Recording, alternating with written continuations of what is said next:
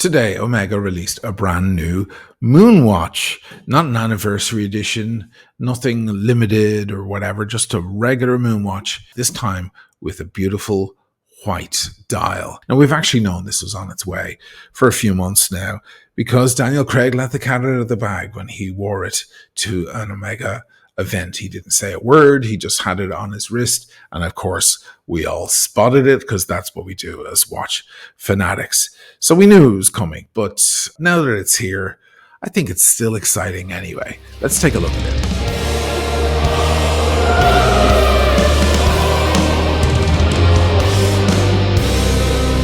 Welcome back to the channel. I'm your host, Malley. Before I get into anything, what am I wearing on the wrist?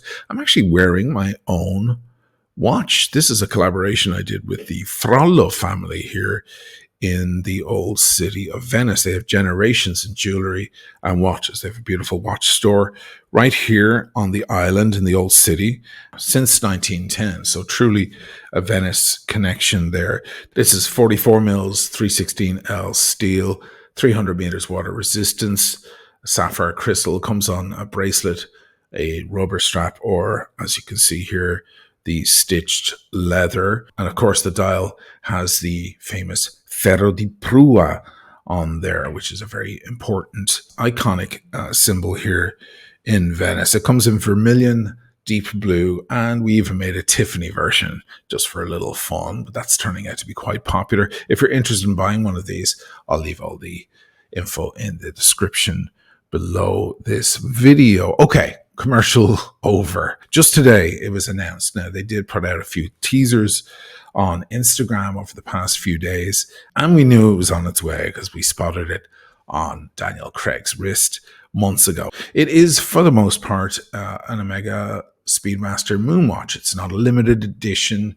It's not celebrating any sort of anniversary, really. It's just being added to the list of standard Moonwatches. It's identical in every way. The dimensions, 42 mil, etc., etc.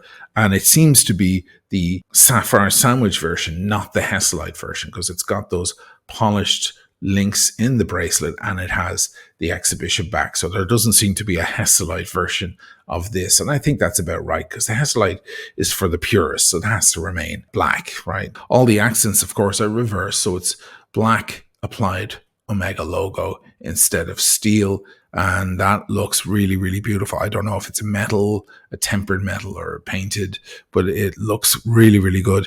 And this time they have Speedmaster in red. There's two red accents on the dial, the Speedmaster and the tip of the seconds hand. I was a tad disappointed at first because I was hoping for contrasting subdials, but that would make the watch look like previous editions in the Speedmaster line. After all, this is not the first white dialed Speedmaster. It's been preceded by the Apollo 11 anniversary version.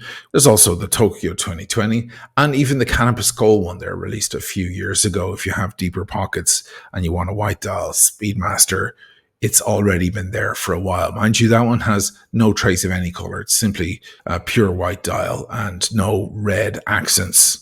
So this is simply the black dial version in reverse, white with black accents instead of the other way around. And I think it's going to be a big hit. After all, white dials do resonate with customers a lot more. We all know that the Panda Daytona is much more popular than the black version, even though personally I think the black one is nicer. We all love the Explorer 2 with the white dial. That's more popular than the black dial. White dials tend to really hit, and especially as we approach the nicer weather moving in now, getting into summer, white dials are a lot more summery. So I think this one could really resonate. Rumor has it that there's a slight weight difference. There's an extra couple of grams. I'm not sure that a dial can really make up that kind of weight difference, even if it is, some sort of lacquer or enamel on the dial. I'm not sure that that would make up 2 grams, but maybe that's what it did. I wonder, is there some other component, replace component in the movement or something like that, that has made up that extra weight? Be interesting to find out exactly what that was. But the price is weightier, that's for sure. So your regular Speedmaster Sapphire Sandwich comes in at $8,900 here in Italy. That's tax included in the whole thing. Whereas this white dial version comes in at 9,100 euros. So a €200 difference. I'm not sure why. Maybe it's just because they know it's going to be so popular, more sought after. Even now, it's currently not really available. It's been announced, but you can't just go in and buy one. You can't order one online or anything like that. It's going to take some time. And Omega have a history of announcing watches and then taking their sweet time before you actually see them on the shelves or in the boutiques. So don't go running to a boutique anytime soon with your 9100 in your hand, because you're probably not going to be able to get your hands on one of these for at least a few months. That seems to be the way Omega do things with new releases. But it is exciting because it's not a limited edition or celebrating some sort of anniversary or whatnot. God knows Omega has given us a lot of those kind of Speedmasters over the years. This is just a regular moon watch, just in white. And I just think that's exciting to have the option between black version, the original version, and the white dialed version. After all, we've moved away, I think, at this point from the original moon watch. I mean, not even the movement is anything close to the original 321 that were in the actual watches that went to the moon, or the 861 or whatever. We've moved quite a distance. Now we're just looking at kind of facsimiles of the original icon, and that's fine. Now, some people are going to take issue with this because they'll be like, oh, not another Speedmaster, Omega doing the one-trick pony thing. I personally take issue with that attitude when it comes to brands. Every brand has a flagship model. Hermes have their Birkin, Gibson have the Les Paul, Fender have the Stratocaster. Every brand has that one big hit in their catalog that put them out there into the spotlight. Audemars Piguet have the Royal Oak, Patek Philippe have the Nautilus, Tag Heuer have the Monaco, and so on and so on. It's just a normal thing, and I don't think there's any shame in leaning into that. Rolex is the only watch brand I can think of that's had maybe 2 or 3 iconic hits, the Daytona, the Sub, and maybe the Day-Date or Date Just. So I don't think there's any shame in doing this kind of stuff.